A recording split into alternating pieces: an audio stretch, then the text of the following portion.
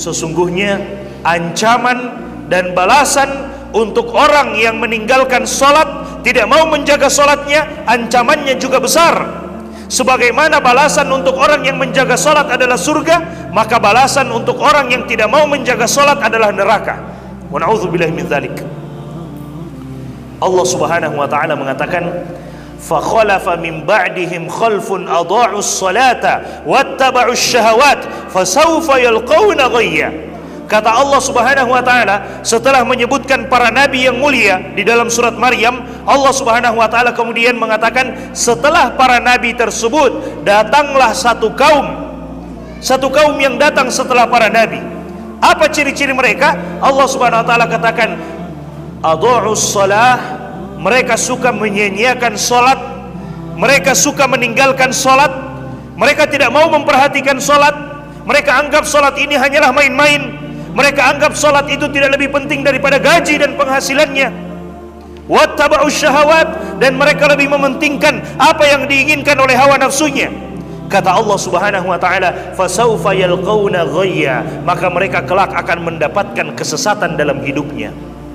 Mereka akan mendapatkan kesesatan dalam hidupnya, dan siapa yang sesat maka janjinya adalah neraka. Wa na'udzubillahi min dzalik. Mereka akan mendapatkan kesesatan, tidak tahu arah. Mereka akan dapatkan kesesatan dalam hidupnya, meskipun mungkin gajinya berlimpah, penghasilannya berlimpah, tapi tidak ada keberkahan di dalamnya. Mereka tidak akan rasakan keberkahan di dalamnya. Kenapa? Salat mereka tinggalkan. Allah Subhanahu wa taala katakan, "Famanittaba'a hudaya fala yadhillu wa la yashqa." Siapa yang mau mengikuti petunjuk hidayahku, maka dia tidak akan tersesat dan dia tidak akan menderita, kata Allah Subhanahu wa taala. Waman a'radu an dzikri, tapi siapa yang mau berpaling dari peringatanku, siapa yang mau berpaling dari Allah Subhanahu wa taala, fa inna lahu ma'isyatan dongka, maka baginya kehidupan yang sempit. Wa nahsyuruhu yaumal qiyamati a'ma, dan dia akan dibangkitkan pada hari kiamat dalam keadaan buta. Padahal dulu di dunia dia bisa melihat, tapi di hari kiamat dia dibangkitkan dalam keadaan buta. Maka orang ini mengatakan, qala rabbi lima hasyartani a'ma wa qad kuntu basira.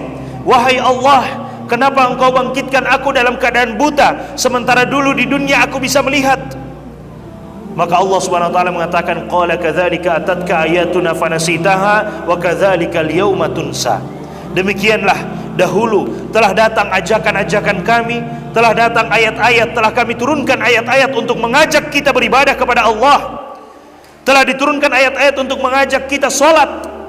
Telah diturunkan ayat-ayat untuk memberikan ancaman bagi orang yang meninggalkan sholat. Kata Allah Subhanahu wa taala, fanasitaha, tapi engkau melupakannya. Maka apa balasannya? Wa kadzalikal yauma tunsa, maka pada hari ini pun engkau dilupakan.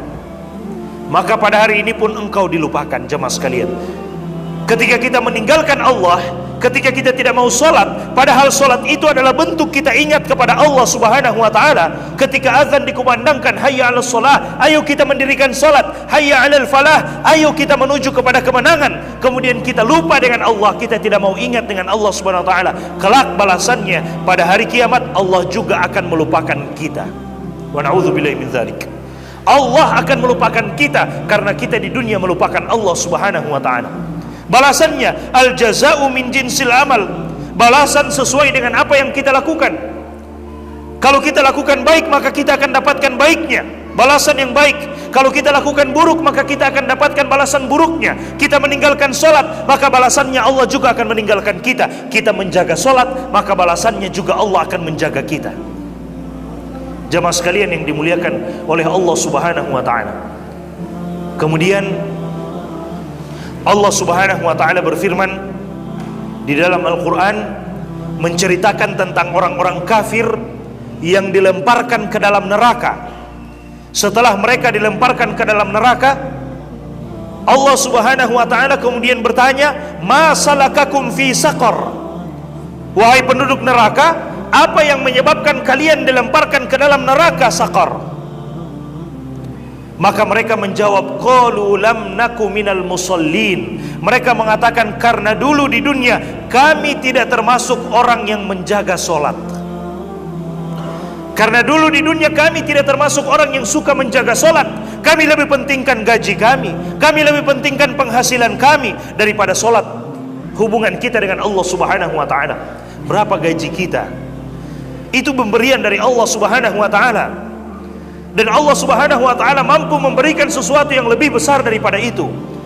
Tapi kadang kita lupa, Allah sudah memberikan gaji kepada kita, Allah sudah memberikan penghasilan kepada kita, lalu kita lupa dengan yang memberikan itu. Kita lupa dengan Allah Subhanahu wa Ta'ala yang memberikan itu kepada kita semuanya.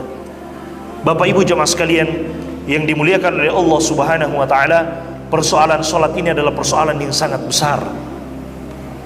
Persoalan yang pertama kali akan dihisap oleh Allah Subhanahu wa Ta'ala antara kita sebagai seorang hamba dengan Allah Subhanahu wa Ta'ala. Hak Allah yang pertama kali akan dihisap, dihitung nanti pada hari kiamat adalah solat kita. Awwalu ma yuhasabu bihil abd as-salah. Yang pertama kali dihisap dari seorang hamba, dihisap, dihitung nanti pada hari kiamat adalah solat kita. Awwalu ma yuhasabu bihil abd as-salah. Yang pertama kali dihisap dari seorang hamba adalah solatnya. Hubungan kita sesama manusia yang pertama kali dihisap adalah persoalan harta, persoalan darah. Kalau ada orang yang menumpahkan darah dengan seenaknya, tanpa hak, tanpa cara yang hak. Tapi persoalan antara kita dengan Allah yang pertama kali dihisap, dihitung pada hari kiamat adalah solat. Kata Nabi SAW, "Idza saluhat, saluha sairu amalihi." Jika solat kita baik, maka amalan-amalan yang lainnya juga akan ikut menjadi baik. Tapi jika solat kita buruk, maka amalan-amalan yang lainnya juga akan ikut menjadi buruk. Karena solat dapat mencegah kita dari perbuatan yang keji dan perbuatan yang buruk. Inna sholata tanha 'anil fahsya'i wal munkar.